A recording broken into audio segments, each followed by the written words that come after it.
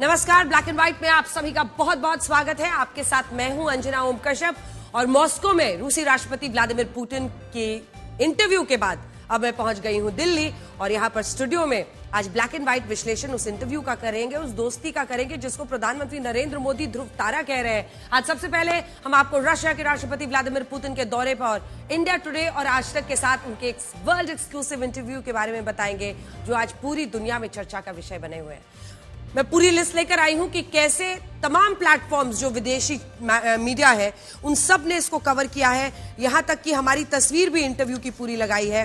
ये सब हम आपको कुछ ही देर में दिखाने वाले हैं। आज पूरी दुनिया में इसकी चर्चा हो रही है, हर सवाल हमने पूछा है, हर सवाल दागा है। ऐसे तमाम सवाल जिसके इर्द गिर्द रहस्य बनाकर पश्चिमी मीडिया रखता था और उनको एक अलग ही तरीके से पोर्ट्रे करता था।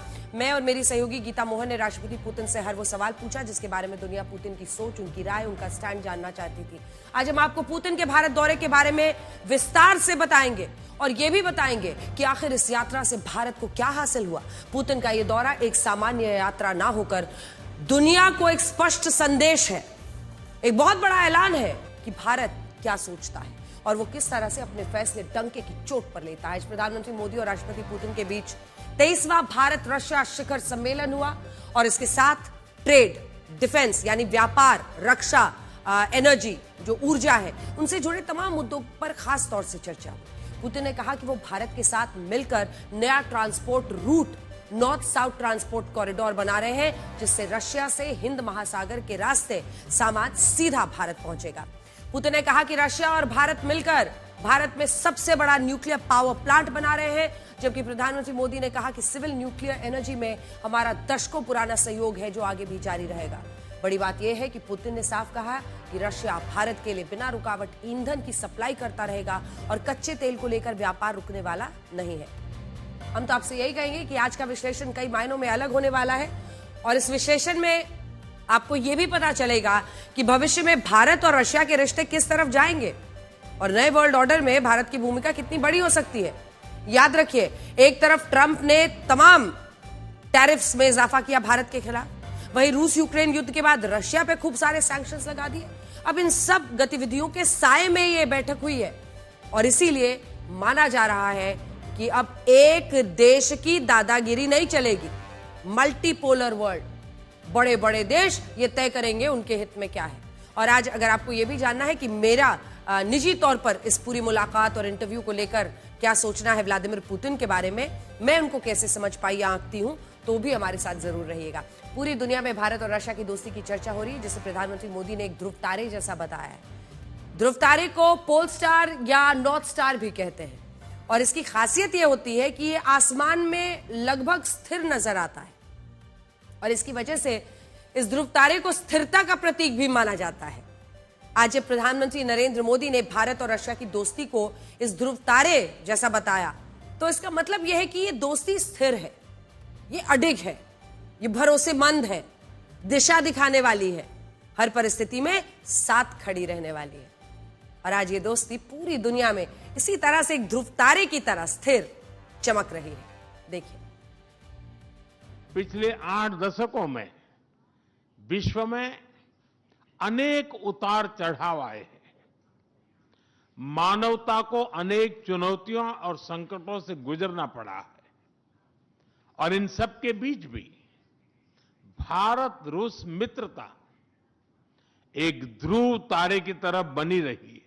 У нас была возможность, и дали мне такую возможность подробно рассказать о том, что происходит на как раз украинском направлении. आपको यकीन नहीं होगा कि दुनिया के गूगल सर्च में राष्ट्रपति पुतिन का भारत दौरा और इंडिया टुडे ग्रुप को राष्ट्रपति पुतिन का वर्ल्ड एक्सक्लूसिव इंटरव्यू पूरी तरह से छाया हुआ है।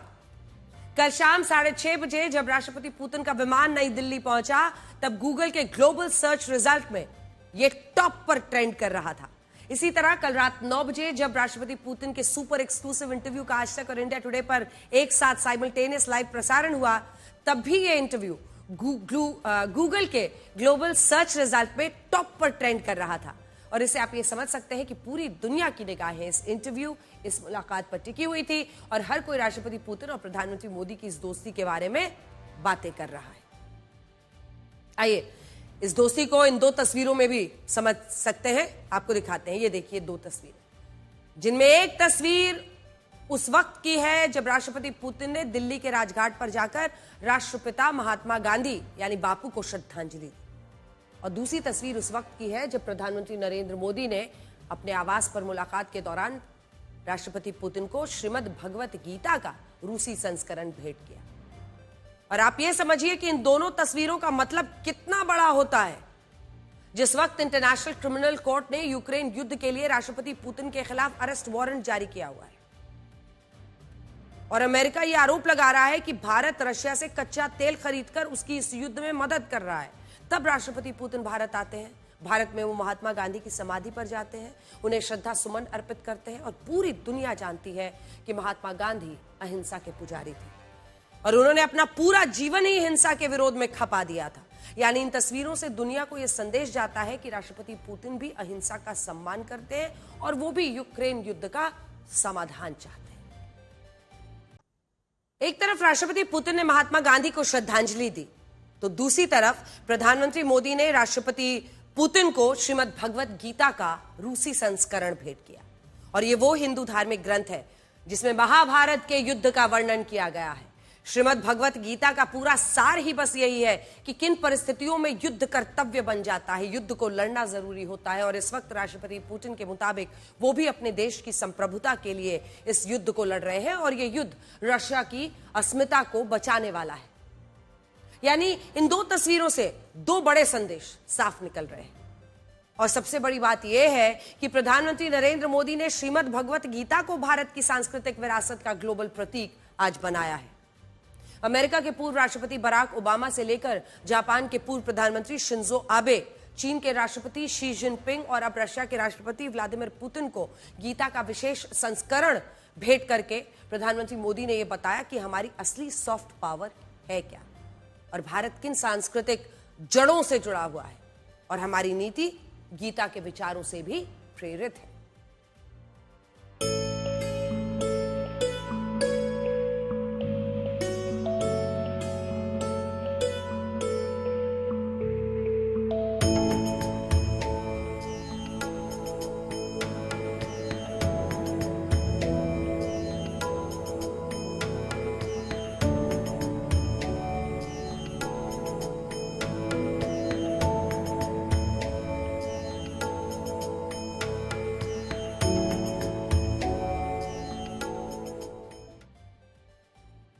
कर्ण अर्जुन को यह संदेश देते हैं कि भावनाओं में बहकर कर्तव्य छोड़ना धर्म नहीं है, बल्कि सही पक्ष में रहकर संघर्ष करना ही धर्म है।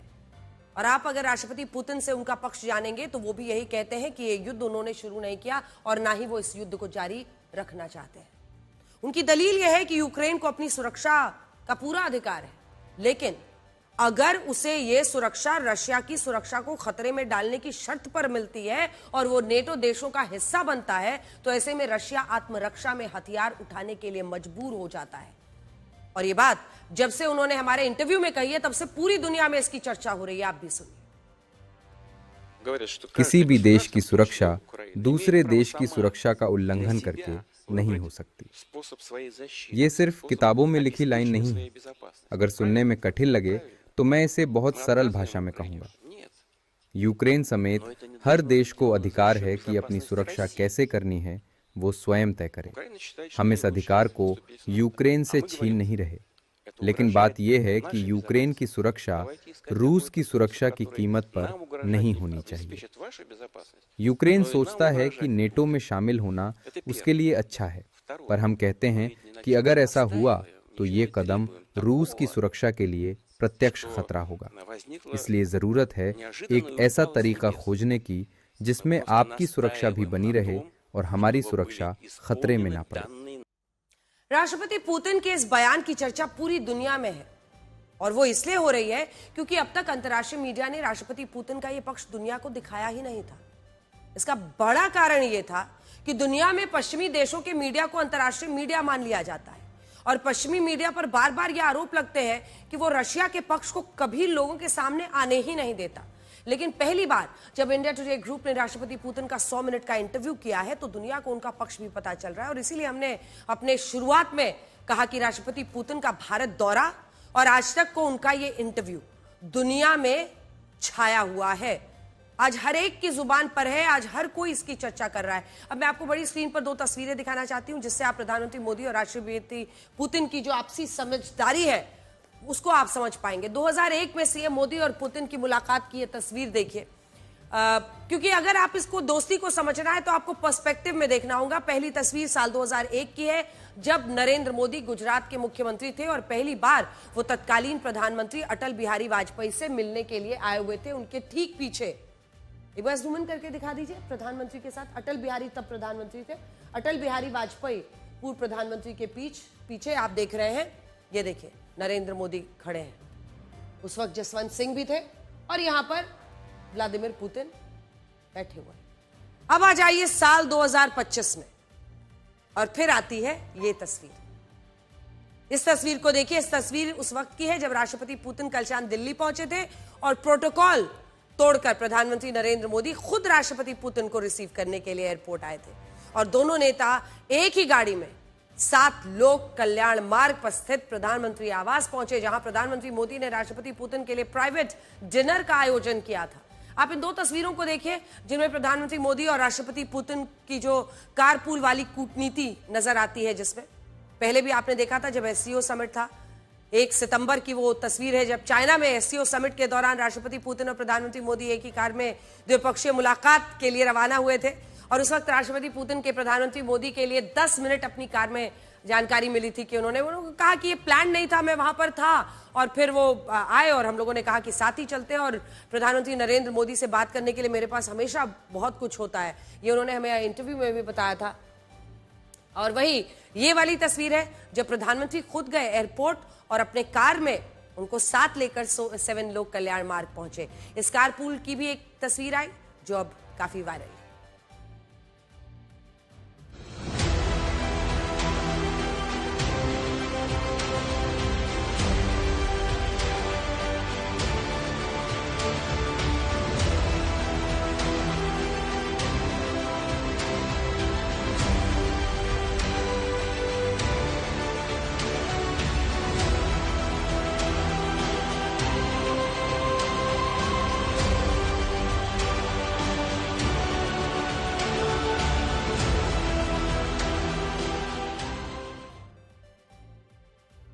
तो स्पेशल वेलकम, एक स्पेशल मेहमान को प्रधानमंत्री मोदी मौजूद थे। राष्ट्रपति पुतिन टोयोटा की जो फॉर्च्यूनर कार है एयरपोर्ट से रवाना क्यों हुए, तो इसके पीछे कारण यह था कि राष्ट्रपति पुतिन की गाड़ी में ज्यादा जगह नहीं थी। प्रधानमंत्री मोदी चाहते थे कि वो और राष्ट्रपति पुतिन एक ही गाड़ी में बातचीत करते हुए प्रधानमंत्री आवास पहुंचे और इस दौरान दोनों नेताओं के ट्रांसलेटर्स भी उनके साथ गाड़ी में मौजूद रहे और इसी वजह से इस सफेद रंग की फॉर्च्यूनर कार को चुना गया, जिसे जापान की टोयोटा कंपनी बनाती है और बताया जा रहा है कि इस कार को सिक्योरिटी अप्रूवल भी मिला हुआ था क्योंकि दोनों राष्ट्राध्यक्षों को उसमें बैठना था, इंटरप्रेटर के साथ जाना था, इसीलिए जगह रखी। वैसे आप में से बहुत सारे लोगों को यह बात शायद पता होगी कि हमारे देश के ज्यादातर नेता इस फॉर्च्यूनर कार को पसंद करते हैं। विधायकों से लेकर सांसद, मंत्री, कईयों के पास लोकप्रिय गाड़ी है ये। अब जब प्रधानमंत्री मोदी और राष्ट्रपति पुतिन ने इस कार में एक साथ सफर किया, इसकी तस्वीरें साझा की, तब से सोशल मीडिया पर फॉर्च्यूनर कार ट्रेंड कर रहा है। आप सोचिए, और भारत के बहुत सारे लोग अपनी फॉर्च्यूनर कार की तस्वीरें सोशल मीडिया पर पोस्ट कर रहे हैं। तो ये होता है जब पैशन होता है लोगों में, नेताओं को लेकर। तो चूंकि इस गाड़ी में सारे दोनों गए हैं, बस इस वजह से लोग अपनी अपनी कार की फोटो डाल रहे हैं। और ये बात सुनकर आपको और भी गर्व होगा कि टोयोटा कंपनी भारत के ही कर्नाटक राज्य में फॉर्च्यूनर कार को बनाती है। Make in India.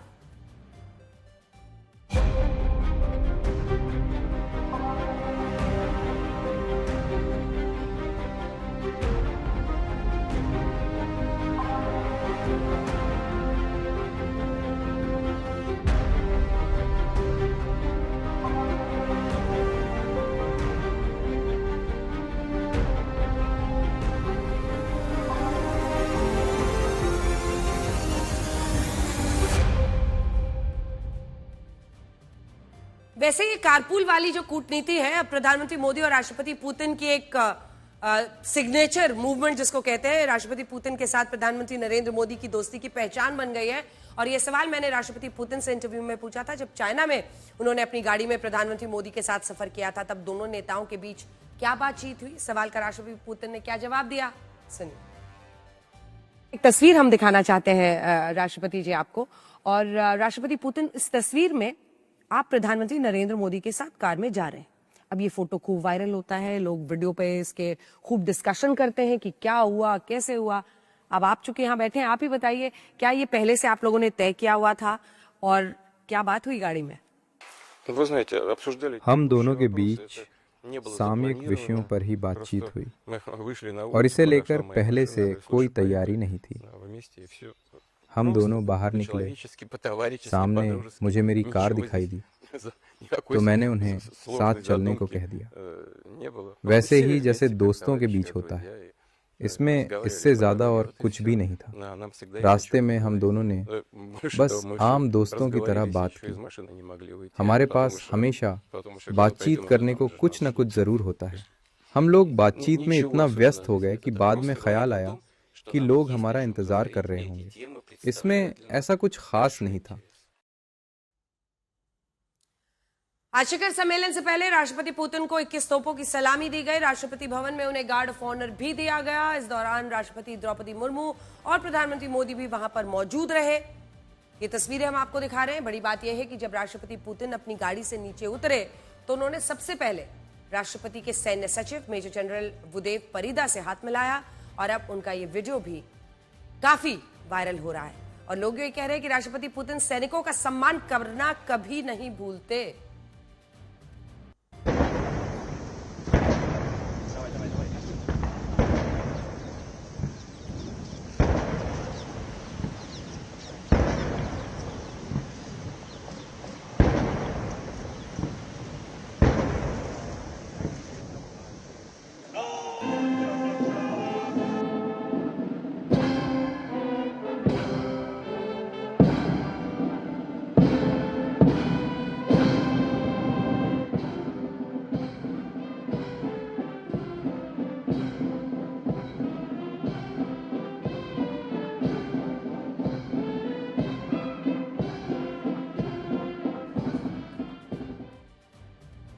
इन तस्वीरों से आप समझ सकते हैं कि भारत रशिया के साथ अपने रिश्तों को कितना महत्व देता है।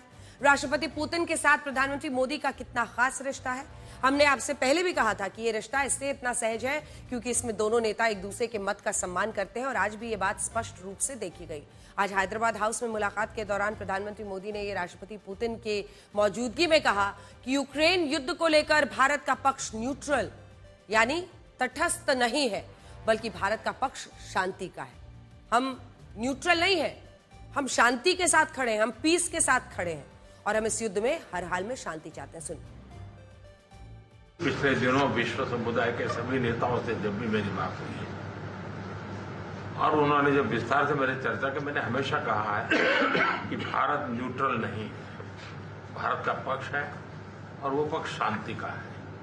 हम शांति के हर प्रयासों का समर्थन करते हैं और हम शांति के हर प्रयासों के साथ कंधे से कंधा मिला करके खड़े हैं।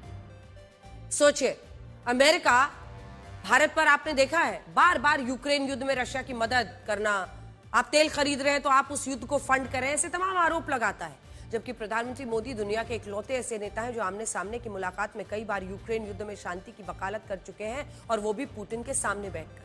आज भी उन्होंने अपनी इसी मत को दोहराया है और मैं भी जब इस मुद्दे पर राष्ट्रपति पुतिन का इंटरव्यू कर रही थी तो उनका भी यही कहना था कि प्रधानमंत्री मोदी और उनका रिश्ता ऐसा है कि वो किसी के दबाव में नहीं आते, अपनी बातों को स्पष्ट रूप से रखते।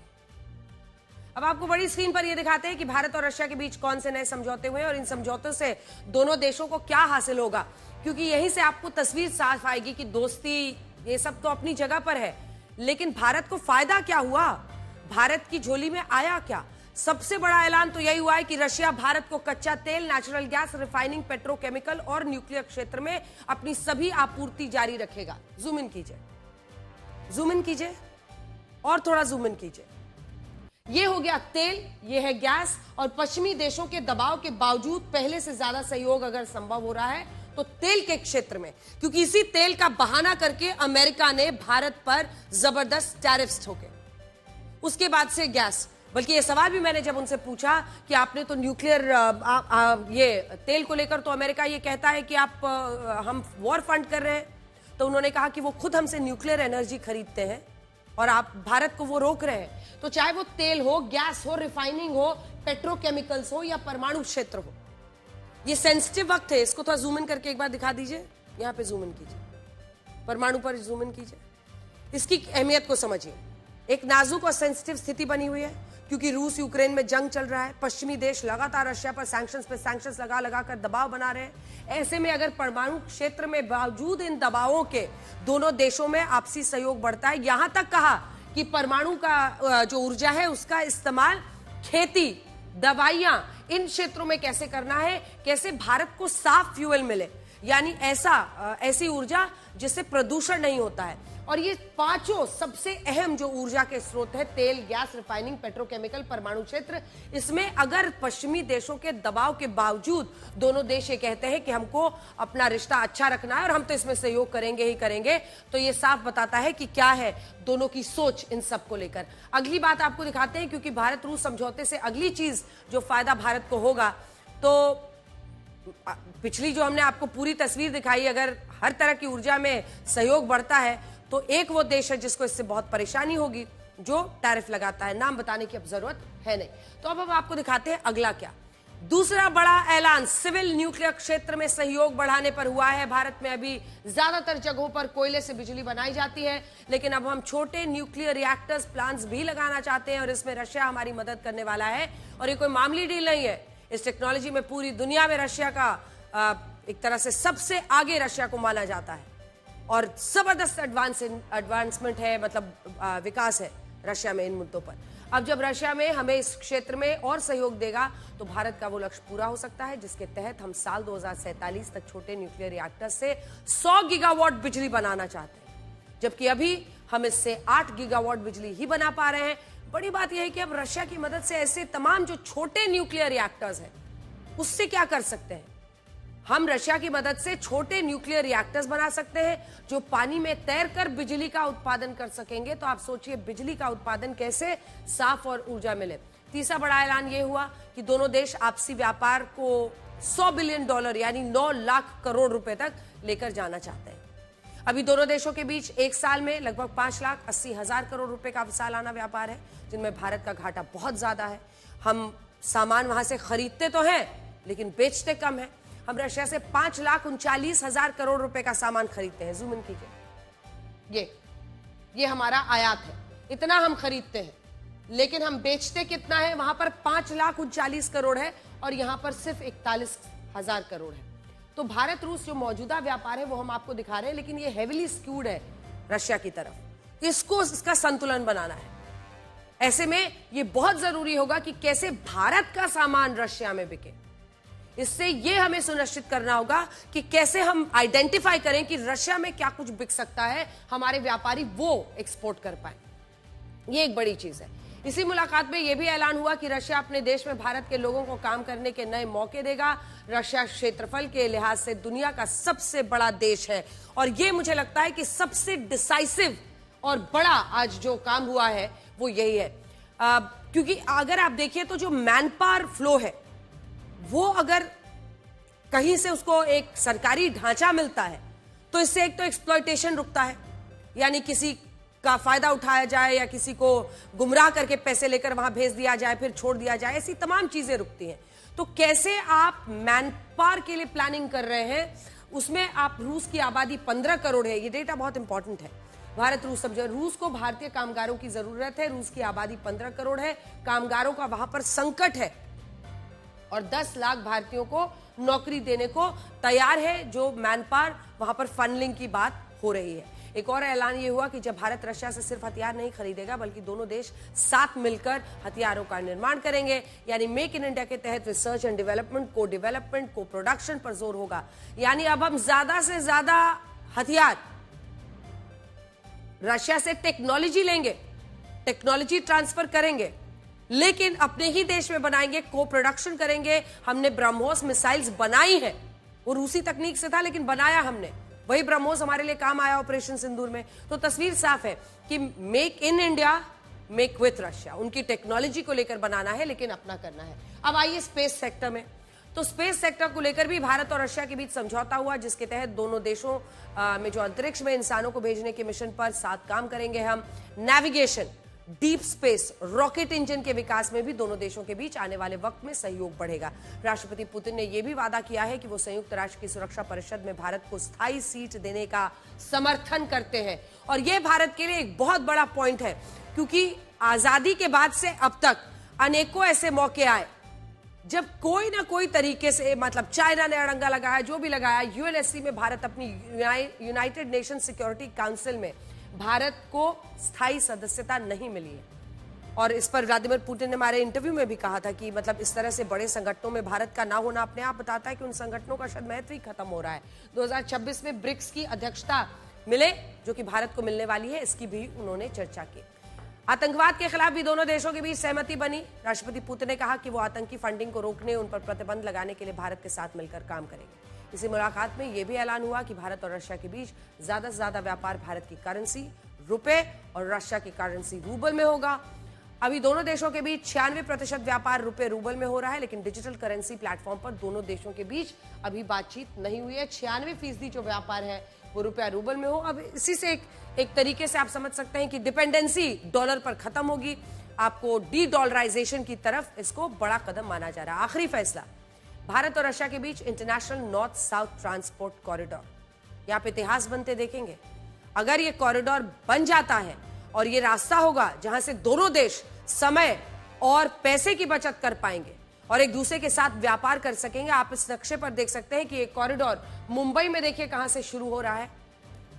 ये जिस कॉरिडोर की बात हो रही है, ये कॉरिडोर मुंबई को ईरान के चाबहार पोर्ट से जोड़ेगा सीधा, और उसके बाद से आप देखिए ये कैसे आगे की तरफ बढ़ेगा। मुंबई से सीधा चाबहार पोर्ट जो ईरान का है। ईरान देखिए बहुत बड़ा स्ट्रॉन्ग एलाई है रशिया का, वेरी स्ट्रॉन्ग एलाई। तो ऐसे में ईरान के साथ हम भी अपना संबंध अच्छा रख रहे हैं। और अगर ये चाबहार पोर्ट मुंबई से फिर चाबहार पोर्ट, इसके बाद चाबहार पोर्ट से सड़क के रास्ते ये ईरान के उत्तरी छोर पर पहुंचेगा ऊपर में, और उसके बाद से देखिए ये आगे बढ़ेगा यहां से चाबहार पोर्ट, और उसके बाद से आगे बढ़ेगा। और ऐसे में वहां से मतलब थोड़ी दूर तो इसका ये समुद्र का रास्ता हुआ, फिर रोड का रास्ता हुआ, और उसके बाद ये रशिया को इस कॉरिडोर से जोड़ेगा। अगर ये कॉरिडोर बन गया तो भारत से रशिया सामान पहुंचाने में जो 30 से 35 दिन लगते हैं, 20 दिन 25 दिन लगेंगे। Massive difference.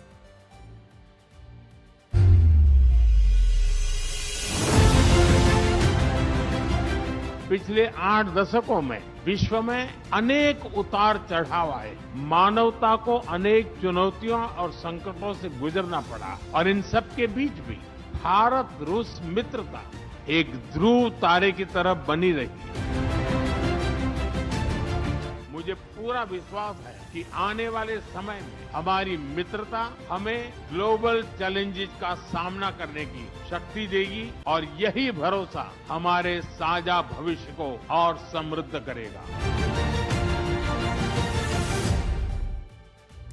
आज राष्ट्रपति पुतिन के भारत दौरे के साथ उनके 100 मिनट के इंटरव्यू की भी पूरी दुनिया में चर्चा हो रही है, और ये इंटरव्यू एक इंटरनेशनल हेडलाइन बना हुआ है। अब तक इस तरह के इंटरव्यू पश्चिमी देशों के मीडिया द्वारा किए जाते थे, और इसके बाद पूरी दुनिया में इन इंटरव्यूज को लेकर बात होती थी, लेकिन पहली बार ये ट्रेंड बदला। राष्ट्रपति पुतिन के इस इंटरव्यू ने भारत को एक नई लीग में लाकर खड़ा कर दिया। ये भारत के मीडिया के लिए एक बड़ा टर्निंग पॉइंट है। इंडिया टुडे ग्रुप और आज तक ने साबित कर दिया है कि हम भी अंतर्राष्ट्रीय मीडिया में एक बड़ा रोल निभाते हैं, हम भी किसी से पीछे नहीं है। राष्ट्रपति पुतिन ने इस इंटरव्यू के लिए हमें चुना, और ये हमारे लिए बहुत जिम्मेदारी का काम था। अब आप खुद देखिए, हमने इस 100 मिनट के इंटरव्यू में राष्ट्रपति पुतिन से हर तरह का सवाल पूछा, उनके विचारों, उनकी राय को पूरी दुनिया तक पहुंचाने की कोशिश की, क्योंकि आखिर अगर आपको वो लगभग 1/4 सेंचुरी, सदी जिसको कहते हैं, 1/4 सदी के वो रूस के राष्ट्राध्यक्ष है साल 2000 के बाद से, इस सदी में रशिया ने उनके साथ ही कदम रखा। तो ऐसे में अब जरूरी ये होगा कि आपको अगर इस नेशन हेड से डील करना है तो आपको समझना पड़ेगा कि उनके मन में क्या चलता है। इस इंटरव्यू से पहले तक यूक्रेन युद्ध को लेकर जब भी सवाल उठते थे तो हमने रशिया का पक्ष सामने नहीं देखा। राष्ट्रपति पुतिन ने खुद कई बार कहा था कि पश्चिमी मीडिया भेदभाव करता है, युद्ध के पीछे रशिया के मत को ईमानदारी से पेश नहीं किया जाता है, लेकिन हमने पूरी निष्पक्षता के साथ इस इंटरव्यू को किया।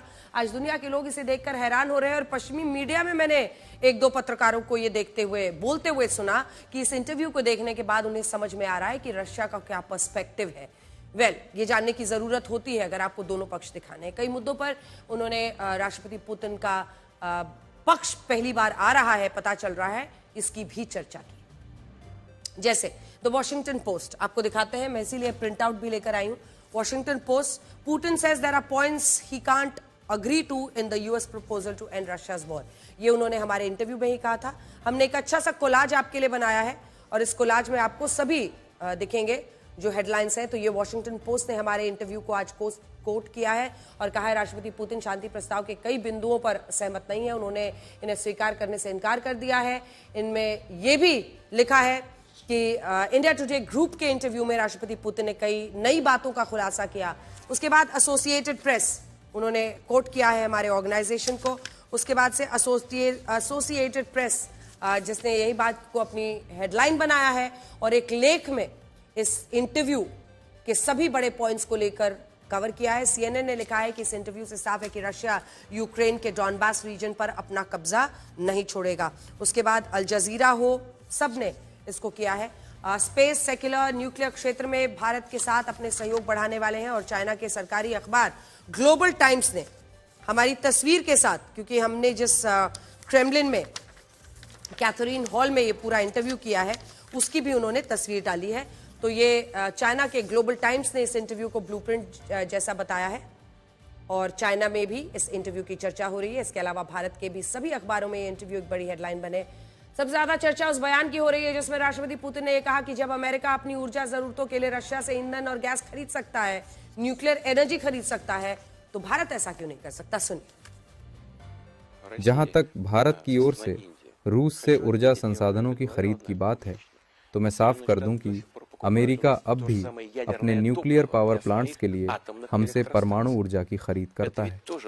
इनमें अमेरिका में चल रहे न्यूक्लियर पावर प्लांट्स के लिए यूरेनियम भी शामिल है। तो अगर अमेरिका खुद अपनी ऊर्जा जरूरतें रूस के जरिए पूरी करता है तो फिर भारत की खरीद को लेकर उन्हें आपत्ति क्यों है? इस विषय पर गहन अध्ययन की जरूरत है। तो साफ शब्दों में उन्होंने 3 बार इस बात की चर्चा की। उन्होंने अमेरिका को लेकर क्या बिना कुछ बोले डोनाल्ड ट्रंप के बारे में उन्होंने एक तरह से पोल पट्टी खोल दी। इस इंटरव्यू से पहले हमारे दिमाग में भी राष्ट्रपति पुतिन को लेकर कई बातें चल रही थी। इसका कारण यह था कि पूरी दुनिया की मीडिया में राष्ट्रपति पुतिन और क्रेमलिन को लेकर कई तरह की छवि बनाई गई जिसमें काफी कुछ संदिग्ध, रहस्यमय दिखाने की कोशिश होती। लेकिन जब मैं खुद राष्ट्रपति पुतिन से मिली तो मुझे उनके बारे में कई ऐसी बातें पता चली जो मीडिया में बनाई गई कई धारणाओं से विपरीत है और ऐसा लगता है कि एक पूर्वाग्रह के साथ उनकी छवि बनाई गई है। जैसे राष्ट्रपति पुतिन में गंभीरता बहुत है, उन्होंने हमसे 100 मिनट तक बातचीत की लेकिन इतने बड़े इंटरव्यू में उन्होंने एक बार भी हल्के शब्द का इस्तेमाल नहीं किया। आप समझ रहे होंगे, हाल के दिनों में अगर आप देखें तो राष्ट्राध्यक्ष एक दूसरे के बारे में कुछ भी बोलते हैं। कई बार अपमानित शब्द का भी इस्तेमाल कर जाते हैं, कई बार जल्दबाजी में उल्टी सीधी बातें हो जाती हैं, कई बार गलत तस्वीरें सामने रख दी जाती हैं। लेकिन जिस सहजता से उन्होंने हर सवाल का जवाब दिया वो अपने आप में एक आई ओपनर था और उन्होंने नीतियों पर जरूर बोला। जैसे 3 उदाहरण देखती हूं। जब अमेरिका के खिलाफ बोला, लेकिन डोनाल्ड ट्रंप के खिलाफ पर्सनली कभी भी टारगेट नहीं किया। 3 बार।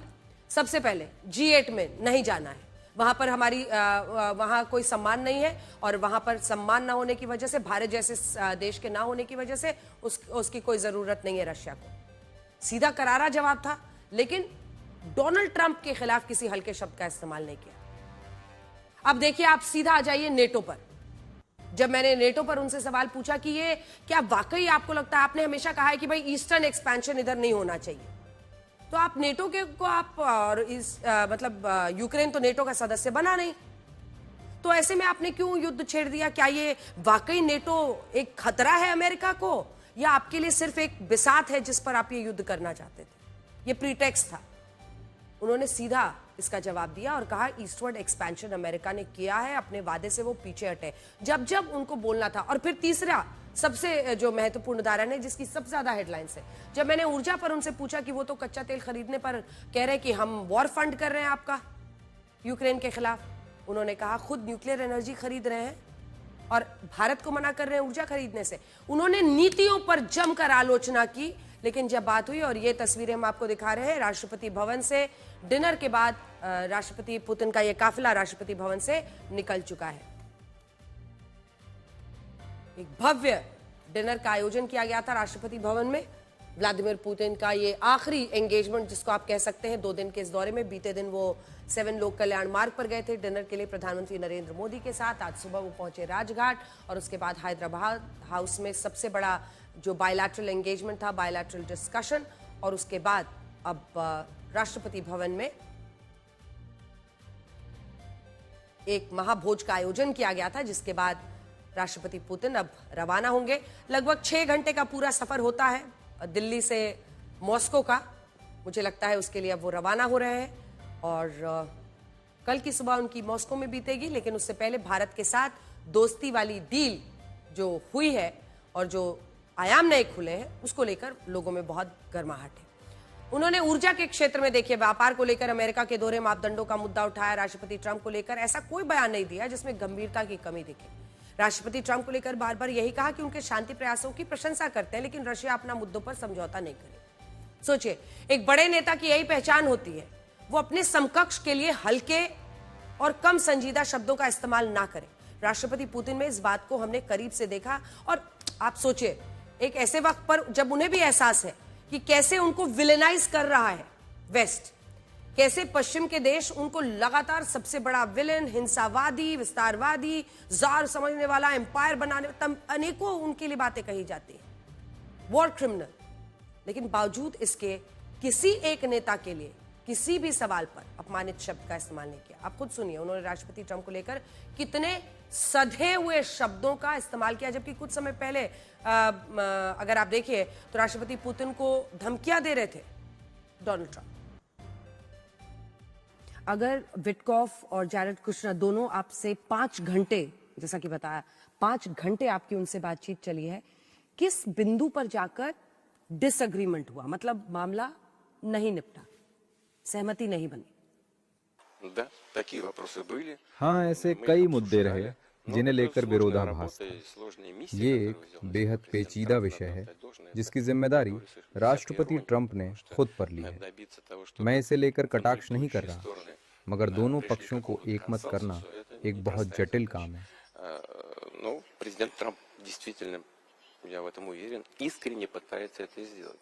हालांकि मैं मानता हूं कि राष्ट्रपति ट्रंप सचमुच इसका हल चाहते हैं और तभी हमने एक एक बिंदु पर सिलसिलेवार बात की, ऐसे हर मुद्दे पर जिसे लेकर हम सहमत या असहमत थे।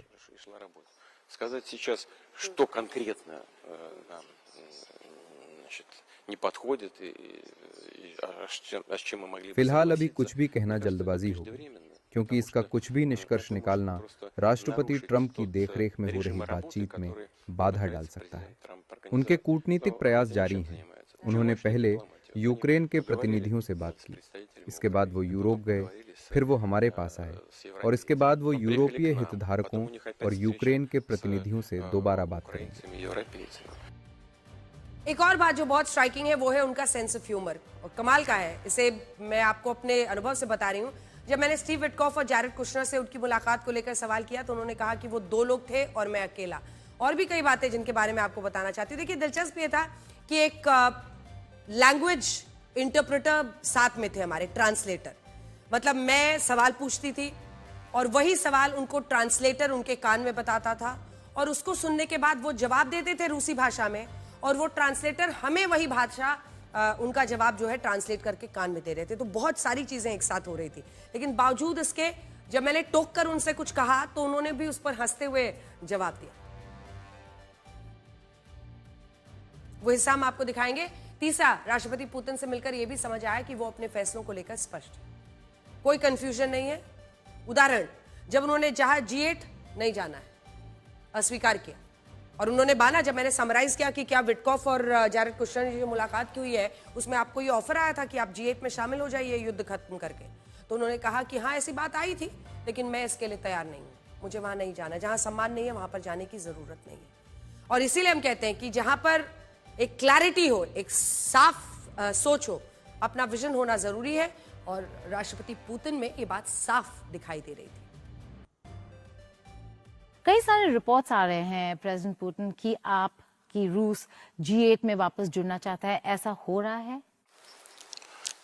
नहीं, आप ये बहुत दिलचस्प जवाब आप दे रहे हैं। मतलब इसकी कल्पना करना मुश्किल है कि आप खुल के कह रहे हैं कि आपको G8 में कोई इंटरेस्ट नहीं है, मतलब G7 से वापस G8 बने और आपको हिस्सेदारी मिले। Да. Дело вот в чем. Дело в том, что я когда-то